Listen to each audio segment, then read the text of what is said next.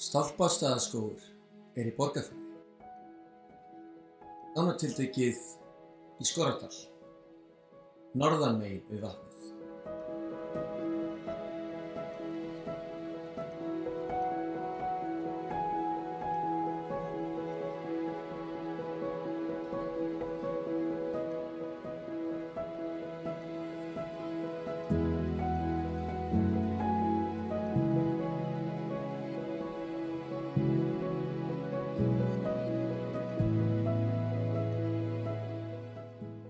Skóginn liggja göngustígur og einnig þar trjásafn með að minnstakosti 30 merktum tegundum.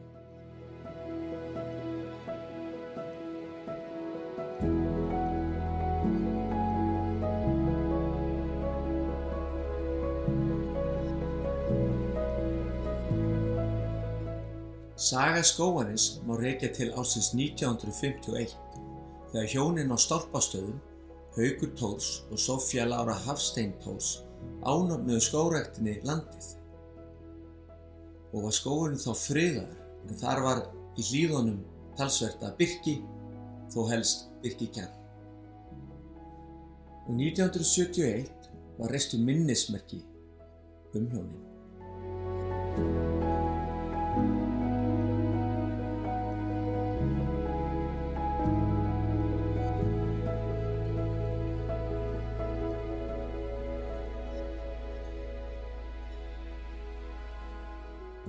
Frá því 1952 hafa rúmlega 600.000 trjám verið plantað í skóginn, aðallega silkagreini og rauðgreini, en alls eru allavega 30 tegundir í skóginn.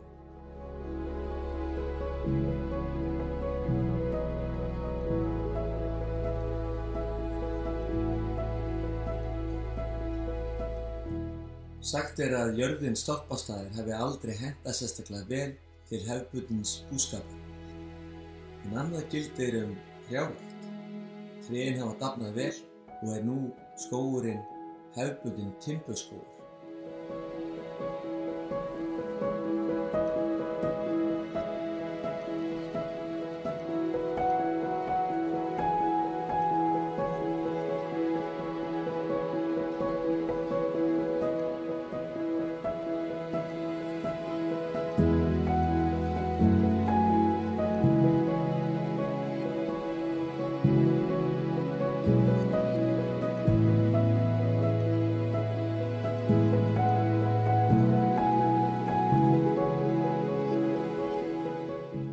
Skógurinn ekki langt frá Landbúnaðarháskólanum á Hvanneyri, þar sem háskólanám fer fram í skógfræði, og því skógurinn nýttur til rannsókna og fræðslu.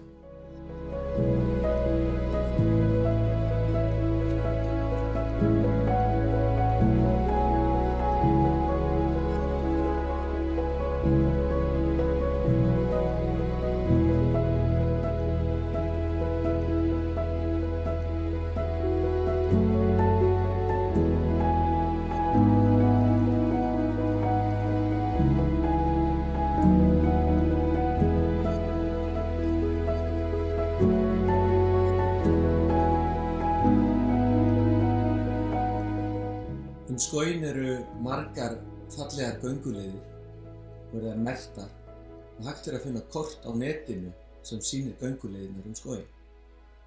Einnig eru þarna áningaborð og því skógurinn kjörinn til útvistar.